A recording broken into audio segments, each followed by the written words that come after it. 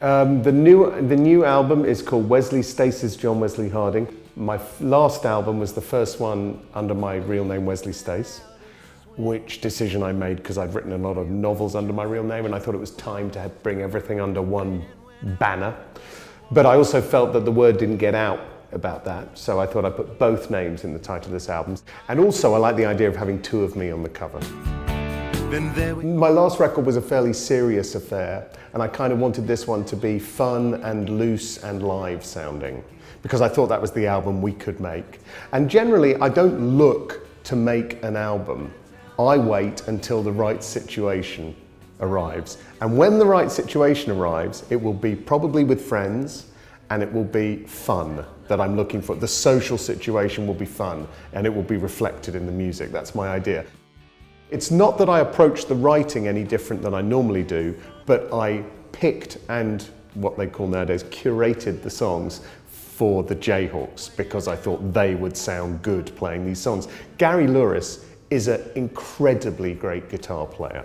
I think that is Jayhawks fans know that, of course, but I think that's underemphasized generally. He is an amazing guitar player. His arrangement ideas are great. It's very rare in a studio that I feel somebody can just do whatever they want on a record. Not because I'm a big dictator, but every idea was so tasty and original. There was one point when he got out his iPhone and he had some electronic app on his iPhone, just listen to this, you know, at the end of Let's Evaporate, that funny noise that's going off in the distance. And that was Gary on his iPhone playing around and coming up with stuff. And they were always great ideas.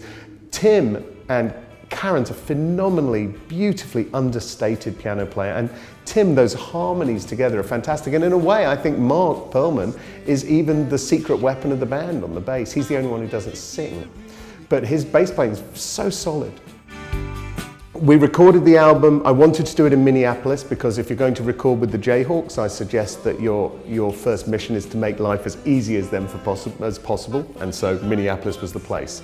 I then asked them for advice where we should record it, and they suggested a studio called Flowers run by Ed Ackerson. I knew it was going to be great from the moment I met him, and that was totally proved. And on the back cover you see produced by Gary Lewis and Wesley Stace, because it just became evident that that's what was happening during the sessions. I'm not sure Gary was expecting or wanted a producer credit, and I wasn't sure whether he would end up producing it or I would, but it was such a co-event. I didn't want to waste my time in Minneapolis doing vocals, which is gonna take, you know, you only want to sing for 2, 3, 4 hours at a time because your voice just gets a bit tired. So you have to do that over days. And so I did that back in Philadelphia on my own with my friend Eric Bazillion from the Hooters, who's, you know, wrote What If Gold Was One of Us, you know, and stuff.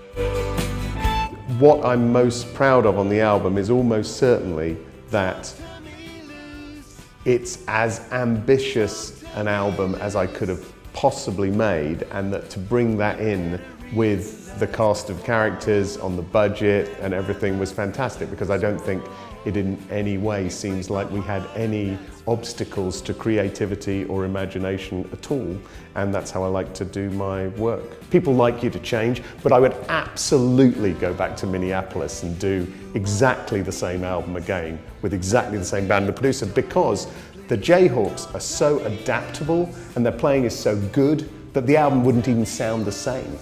I'd just give them 12 different songs and they'd all sound different. So, you know, for me it was a top-notch, 100% beautiful experience, and very quick.